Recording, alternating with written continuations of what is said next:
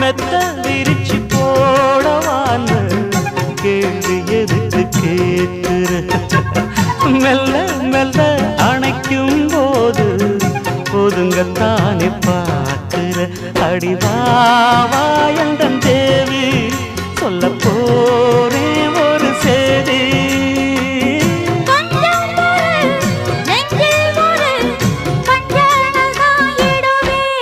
நானாத்து மேட்டு தோப்புக்குள்ள அடி அந்தி சாயும் நேரத்துல